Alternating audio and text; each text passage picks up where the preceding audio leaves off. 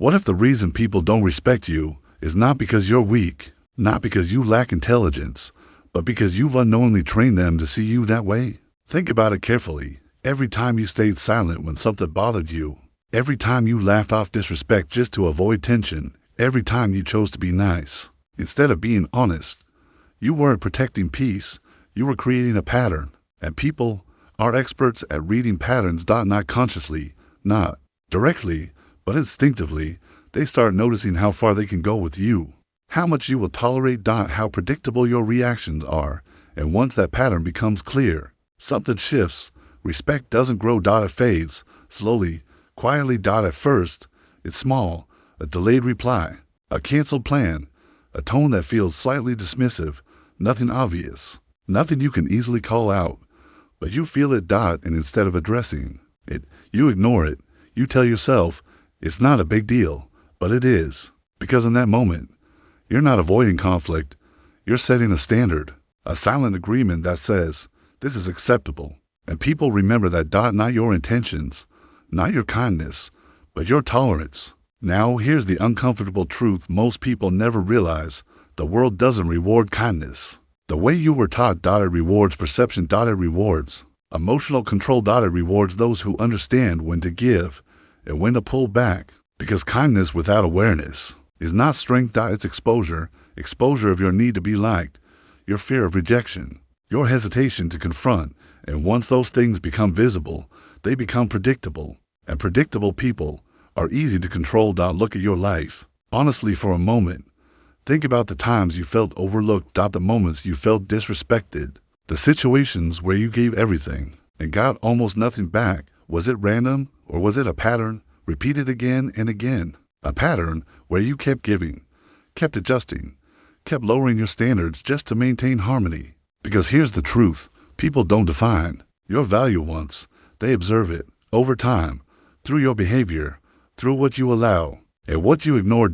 And then they adjust accordingly, not because they're evil, but because that's how human nature works. So this isn't about becoming cold. It's not about becoming someone you're not. It's about becoming aware of the invisible game that's already happening around you, a game where emotions are signals, reactions are weaknesses, and silence can be power. Because the moment you react without thinking, you reveal yourself. But the moment you pause, observe, and choose your response, you take control. And that's the shift from being reactive to being strategic. From being predictable to being unreadable. From being nice to being respected. In the next few minutes, you're going to start seeing things differently. Not just people, but yourself. You'll notice the subtle moments where power is gained or lost, where respect is built or quietly taken away. And more importantly, you'll learn how to change it. Because the goal is not to stop being kind. The goal is to stop being easy. To think before reacting. To choose when to give. To decide what you allow. This is not about controlling others. It's about no longer being controlled. And once you understand that, everything changes. There's a quiet mistake many people make, and they don't even realize it's costing them respect. They believe that the more they give, the more they'll be valued. The more available they are, the more people will appreciate them. But reality doesn't work that way. In fact, it often works in the opposite direction. The more you make yourself available, the less valuable your presence becomes. Not because people are ungrateful, but because human psychology is built around one simple principle. What is always available is rarely respected. Think about someone in your life who is always there. Always saying yes, always adjusting. Always sacrificing their time. At first, it feels comforting, but over time, it becomes expected, then normal. Then invisible. Now compare that to someone who is selective. They don't always say yes. They don't always show up. They choose carefully where to invest their time and energy. And strangely, people respect them more. Why? Because limits create value. When you have no boundaries, there is nothing to lose. And when there is nothing to lose, there is nothing to respect. This is where most people get trapped. They confuse kindness with self-sacrifice. They believe that being good means being endlessly available. But what they don't see is that this behavior slowly lowers their position in every interaction, not dramatically, not instantly. But gradually. A small favor here, a compromise there, a moment of silence when something felt wrong. Each time, You send a signal that says, my time is not that important. My boundaries are flexible. My needs come second. And people respond to that signal, not consciously, but consistently. Now imagine a different approach. You still remain kind, but you are no longer available by default. You don't say yes immediately. You don't overextend yourself. You don't ignore discomfort just to keep things smooth. Instead, you pause. You choose. You decide. And suddenly, something changes. People start asking instead of assuming. They start valuing your time because it's no longer guaranteed. They start respecting your presence because it's no longer constant.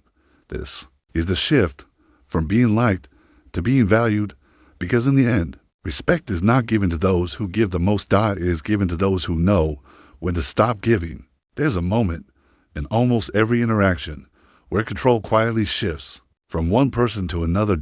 It doesn't happen through strength. It doesn't happen through words alone. It happens through reaction.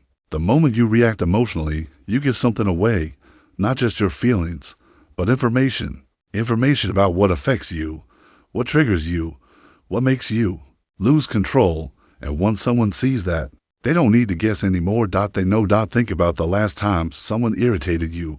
Maybe it was a comment, a tone, a small act of disrespect, and without thinking, you reacted. You raised your voice. You defended yourself. You tried to prove a point. In that moment, it felt natural. But from the outside, something else was happening. The other person was watching, learning, understanding exactly which buttons to press, because emotional reactions are predictable. Anger follows a pattern. Frustration follows a pattern. Defensiveness follows a pattern. And predictable behavior is easy to control. This is why the calm person in any situation almost always holds the advantage. Not because they are smarter, but because they are unreadable. When you don't react, you create uncertainty. And uncertainty makes people cautious. It forces them to think, to hesitate, to question their next move. But when you react instantly, you remove that uncertainty. You become clear, obvious, exposed. And once you are exposed, control is no longer yours. This is how subtle manipulation works, not through force, but through observation. Someone pushes slightly just to see your reaction. If you stay calm, they pull back. If you react, they push further. And before you realize it, they are no longer guessing, they are guiding. Now imagine the opposite. The same situation, the same trigger, but this time you pause. No immediate reaction, no visible frustration, no need to prove anything. Just silence, just observation, and suddenly the dynamic changes. The other person doesn't know what you're thinking. They can't predict your next move. They can't read your emotions, and that lack of clarity gives you control, because power is not in reacting. Power is in choosing when not to. This doesn't mean you suppress emotions. It means you don't display them impulsively. You feel, but you don't reveal.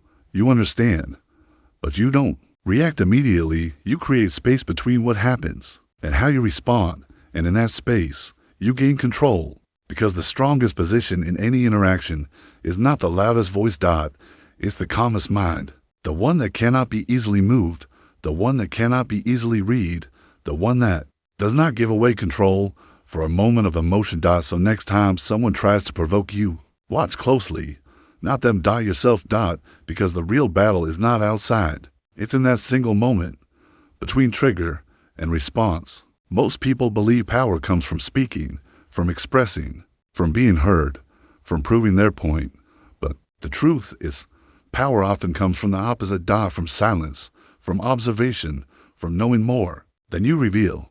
Watch any group of people closely.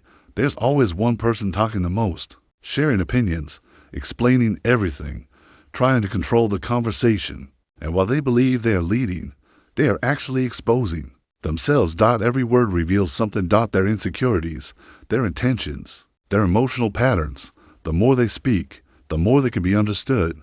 And once someone is understood, they become predictable. Now look at the quiet one. The one who speaks less, listens more, observes everything.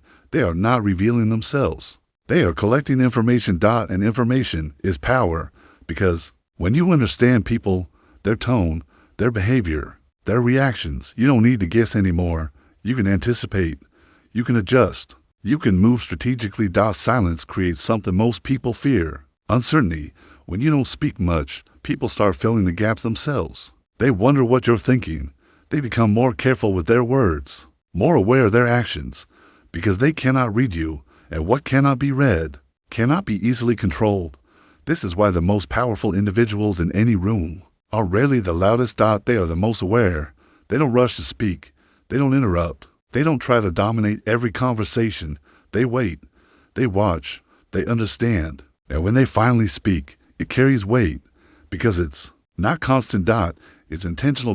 Now think about your own interactions. How often do you speak just to fill silence? How often do you explain more than necessary? How often do you reveal your thoughts too quickly? Each time you do that, you give away leverage. But when you slow down, when you observe first, when you allow others to reveal themselves, you gain something far more valuable than attention. You gain insight. And insight allows you to move differently. To respond instead of react, to choose instead of follow, to stay one step ahead without saying a word. Because in the end, those who talk the most often know the least, and those who observe the most rarely lose control. There's a truth most people resist because it feels unfair. People don't treat you based on who you are. They treat you based on who they think you are. Perception is everything, not truth, not effort, not even ability, at least, not at first. Because before anyone understands your value, they judge your signals, the way you speak, the way you carry yourself, the way you respond under pressure. And from those small details, they create a version of you in their mind. That version becomes your reality. Imagine the people with the same skill, the same intelligence, the same experience, but one of them speaks with certainty, moves with calm confidence, doesn't rush to prove anything. The other hesitates, over-explains, seeks validation. Who do you think people trust more? Who do you think people respect before even seeing results? It's not about who is better. It's about who appears more certain, because confidence is interpreted as competence and hesitation is interpreted as weakness. This is how perception quietly shapes outcomes, opportunities, respect, influence. All of it begins with how people see you, not who you actually are. And most people ignore this completely. They focus only on improving themselves internally while neglecting how they present externally. They believe their value will speak for itself, but it rarely does. Because people don't wait to discover truth. They decide quickly and then look for reasons to justify that decision. So if your presence signals uncertainty, people will treat you that way. If your behavior signals control, people will respond differently. This doesn't mean you fake confidence. It means you become aware of what you communicate without saying a word. The pauses you take before responding, the way you handle pressure, the way you react or don't react, all of it sends signals, and those signals build perception. Now here's the shift. Instead of trying to prove your value constantly, you start managing how it's perceived.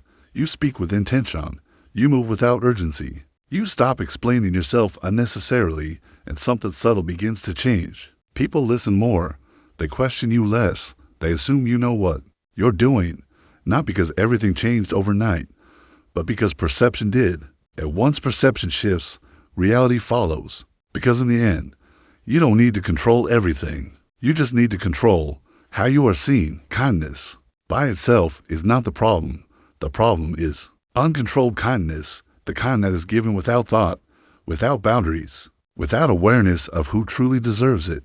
Because when kindness becomes automatic, it loses its value. At worst, it becomes expected. Think about how most people operate. They help immediately. They agree quickly. They give their time without hesitation. Not because they always want to, but because they feel they should. They fear disappointing others. They fear conflict. They fear being seen as selfish. So they give and give until something shifts, not in others, but within themselves. Resentment begins to grow. Frustration builds quietly. Because deep down, they know something is wrong. They are giving more than they receive. But instead of changing their behavior, they continue the same pattern, hoping things will improve. They don't. Because blind kindness doesn't create respect. It creates entitlement. The more you give without limits, the more people expect it. And when you finally stop, they don't feel grateful. They feel confused. Because in their mind, this is who you've always been. Now imagine a different approach. You are still kind, but not automatically, not to everyone, not In every situation, you observe first. You pay attention to how people treat you, how they respond to your presence, how they value your time. And based on that, you decide how much to give. This is strategic kindness. It's not cold. It's not selfish. It's controlled. You reward respect. You withdraw from entitlement. You give where it's appreciated and step back where it's taken for granted. And something powerful begins to happen.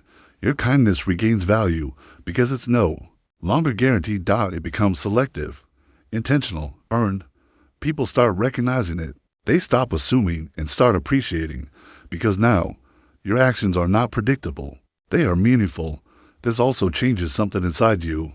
You no longer feel drained. You no longer feel used because you are no longer giving out of pressure. You are giving out a choice. And that choice is where your power comes from. Because real kindness is not about sacrificing yourself for others.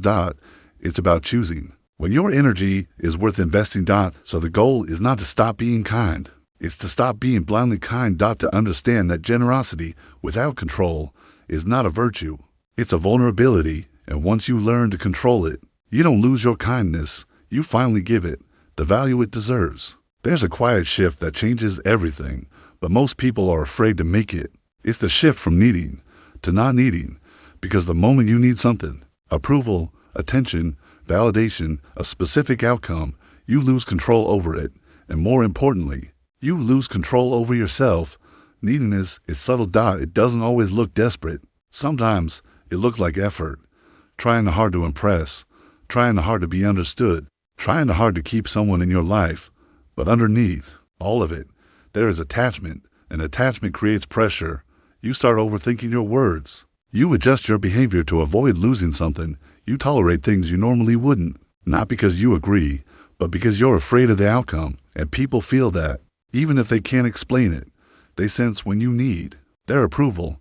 They notice when your mood depends on their response. They recognize when your actions are driven by fear of losing them. And in that moment, the balance shifts. Because the one who needs less always has more power. Now imagine the opposite. You still care. You still value the interaction, but you are not dependent on it. Your mood doesn't collapse if things don't go your way. Your self-worth isn't tied to someone else's opinion. Your decisions are not driven by fear. That's detachment, not indifference, not coldness, but independence. You are involved without being controlled. And that changes how people respond to you. Because when you don't chase, people notice. When you don't over-explain, people listen more carefully. When you don't react to every small shift, people become more aware of their own behavior. You create space. And in that space, your presence becomes stronger, not louder, not more aggressive. Just more stable. More grounded. More difficult to influence. Detachment also protects your clarity. When you are emotionally attached to an outcome, you don't see things clearly. You ignore red flags. You justify behavior. You make decisions based on emotion, not logic. But when you step back, when you remove that emotional pressure, you start seeing things as they are, not as you want them to be. And that clarity is power. Because now, you choose differently. You stay where there is respect. You walk away where there isn't. You respond based on truth, not fear. So the goal is not to stop caring. It's to stop depending. To realize that your strength doesn't come from holding on tighter. It comes from knowing you can let go. And when you reach that point, you stop chasing control. You naturally have it. Most people live in the moment, reacting, responding, chasing immediate outcomes. And most people pay the price for it. They act on impulse. They lash out in anger. They make promises they can't keep. They try to solve problems before understanding them. It feels natural. It feels human. But it rarely feels strategic. Now imagine a different approach. One where every action is deliberate, where every word, every choice, every response is measured against a longer timeline, where you are not just reacting to today, but planning for tomorrow, next week, and even years ahead.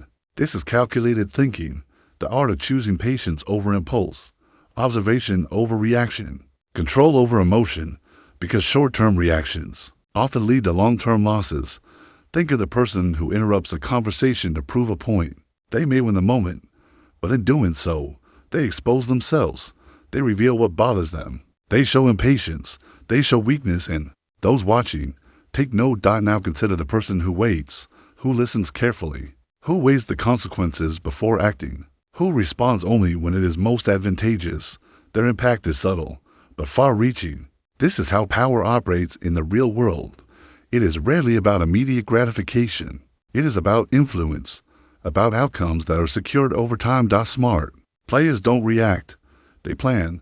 They anticipate moves. They create opportunities for themselves and for others to reveal their weaknesses first. It requires patience, discipline, emotional control. It is not easy. The world constantly pressures you to respond immediately, to prove yourself, to act quickly. But the strongest people, the ones who rise above, are those who resist that pressure. They understand that every interaction is part of a larger game, that every choice builds a pattern, that small impulses accumulate into long-term consequences. And this mindset changes how you operate. You stop seeking instant validation. You stop reacting to minor slights. You stop giving away leverage for the sake of temporary relief. Instead, you observe. You plan. You move with foresight. Your actions are no longer dictated by emotion. They are dictated by strategy. And when people finally notice, when outcomes align with your calculated choices, your influence grows quietly, steadily, inevitably. The impatient player loses again and again. The calculated thinker wins over time. This is the principle of long-term power. Immediate reactions are cheap. Patience, strategy, foresight are priceless. So the next time something pushes your buttons, pause, observe, plan, because being smart is never about reacting first. It's about acting last and acting best. Predictability is dangerous. Most people don't realize it, but when your behavior becomes predictable, you become easy to control. Every routine you follow, every response you give, every pattern you display, all of it can be watched, learned, exploited. Think about someone who always reacts the same way to a compliment, a critique, or a challenge. They smile, they nod, they defend, they get frustrated. After a while, people know exactly what to expect, and once someone knows what to expect, they no longer need to persuade. They only need to manipulate. Now consider the person who is unpredictable, strategically unpredictable. They don't react the same way every time. They change their routines. They vary their responses. They keep people guessing. This creates respect because unpredictability generates uncertainty, and uncertainty makes others cautious. When you are unpredictable, people stop testing you casually. They stop taking liberties. They start considering their actions more carefully. But there's a subtle art to this. It's not chaos. It's controlled variation. It's deliberate change that signals power without seeming erratic. For example, in a team, a person might vary their level of engagement, sometimes fully involved, sometimes silently observing, sometimes offering input only when it matters most. Over time, others notice that this person cannot be taken for granted. Their attention is valuable. Their reactions are meaningful. Their presence is significant. The same principle works socially, professionally, and even personally. By introducing unpredictability, you break patterns that allow others to control you. You regain leverage. You reclaim respect. You protect yourself from manipulation. Because the one who cannot be predicted cannot be controlled. And once people understand that your reactions are not guaranteed, that your behavior is not easily read, they begin to act differently around you. They respect boundaries they previously ignored. They think twice before attempting to manipulate. They acknowledge your presence in a new way. Unpredictability, strategically applied, becomes a silent form of power. And in a world where most people are easy to read, being unreadable is one of the most effective tools you can possess. There's a simple truth most people avoid. You cannot be respected if you have no boundaries. Boundaries are the invisible lines that define your value. They tell others what is acceptable and what is not. They communicate your self-worth without words. Yet, so many people ignore them. They bend easily. They tolerate disrespect. They allow others to overstep, all in the name of being nice. And the result? They are overlooked, taken for granted, even dismissed. Think about someone in your life who never says no, who agrees to everything, who sacrifices their time, energy, and comfort constantly. At first, people admire them. They seem kind, accommodating, helpful. But over time, admiration turns into expectation, and expectation turns into entitlement. Because if you allow everything, People assume everything is allowed. Now contrast that with someone who knows when to say no. Someone who sets clear limits, who politely but firmly refuses requests that overstep their time, energy, or values. The difference is immediate. People begin to notice, they begin to respect, they start treating that person differently. This is not about being harsh or cold. It's about clarity. It's about showing that your presence, your time, and your energy are valuable.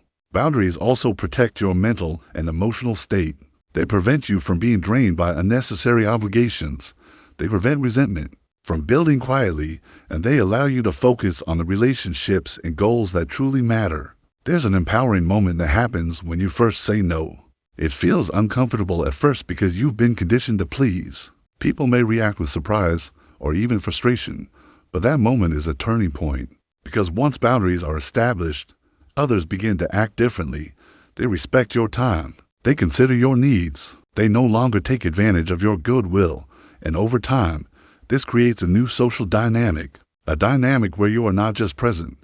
You are acknowledged, not just included, but valued. Respect is not given, it is earned. And one of the most reliable ways to earn it is through the simple act of saying no. The moment you refuse to compromise your limits, you are no longer just nice. You are strategic. You are in control. You are respected. So remember this. Every yes should be intentional. Every no should be firm. And every boundary is a declaration of your self-worth. Because respect always comes from limits, not from endless compliance, not from blind approval, but from clear, unwavering boundaries. By now, you've seen the pattern. Being nice without strategy, without boundaries, without awareness, often leads to being overlooked, disrespected, or manipulated. It feels uncomfortable, even painful, to realize that the kindness you thought was your strength can also be your weakness. But here's the crucial truth. This is not a call to become cold, heartless, or unkind. It is a call to become smart. Smart about how you give, smart about how to react, smart about how you are perceived, smart about the power you hold in every interaction. Throughout this journey, you've learned that power is subtle. It's not about loud declarations or dominating others. It's about calm observation, calculated patience, strategic unpredictability, boundaries that signal your worth without shouting it, detachment that protects your clarity and your presence. It's about transforming the way you engage with the world, from being reactive to being deliberate. Every choice, every word, every response becomes a tool, a way to maintain control without forcing it. And as you apply these principles, something profound happens. You stop chasing validation. You stop giving away leverage. You stop being manipulated by those who test your boundaries or your patience. Instead, you attract respect naturally. You are valued not because you give endlessly, but because what you give is intentional, meaningful, and scarce. This shift, this movement from nice to smart, changes everything. You start seeing people differently, opportunities differently, your own behavior differently. You become aware of subtle dynamics that others miss. You recognize when someone is testing you and when someone truly deserves your time and energy. You don't have to become harsh or unkind. You simply stop being predictable. You stop overgiving. You stop reacting emotionally to every slight. And in that space, power quietly settles around you. The world rewards awareness. It rewards control. It rewards intelligence. And the beautiful part, this kind of power doesn't require arrogance. It doesn't require cruelty. It requires self-mastery, observation, patience, strategy. So reflect. Look at the moments you've given too much. Look at the times you've reacted too quickly. Look at the moments you've let yourself be controlled by expectation or fear. And imagine doing it differently, choosing deliberately, giving selectively, reacting thoughtfully, observing deeply. You don't need to become someone else. You simply need to become more aware, more controlled, more strategic. This is the ultimate transformation, from nice to smart, from reactive to deliberate, from being influenced to being in control. Because intelligence, not emotion, is the quiet power that shapes outcomes. And once you embrace it, you'll see the world in a new way, a world where respect is earned, influence is strategic, and your choices are finally your own. Take this lesson, apply it, and watch as your presence, your interactions, your life shift in ways you never thought possible. You don't need to become cold. You just need to become smart. And in that shift, true power quietly awakens. Everything we've explored so far leads to a single, undeniable truth. Your mind is your ultimate battlefield.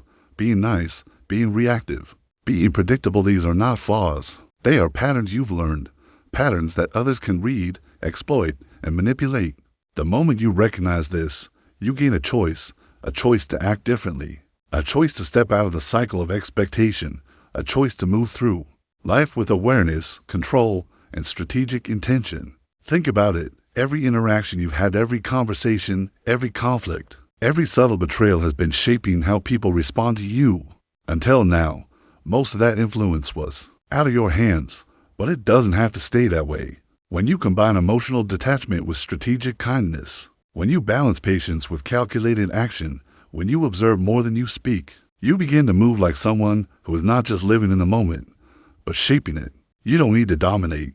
You don't need to win every argument. You simply need to understand, to calculate, to act when it matters most. And that's the quiet power, if you ever notice, the power of influence without aggression, the power of being respected without demanding it, the power of shaping outcomes without forcing them. Is subtle, it's unseen, and yet it touches every aspect of your life. Because once you internalize these principles, something shifts. Deep within, you stop seeking approval. You stop reacting to manipulation. You stop giving your energy to those who do not respect it. Instead, you focus on what matters. You invest where it counts. You speak when your voice carries weight. You act when your move is decisive. And the world responds differently. People notice your presence. They recognize your value. They respect the limits you've set, and they measure their own actions carefully because they cannot take you for granted. This is the ultimate lesson. Power is not in force. It is in choice. It is in awareness. It is in the quiet mastery of yourself. Before you try to master the world, so look at your own life. Where have you reacted to quickly? Where have you given to freely?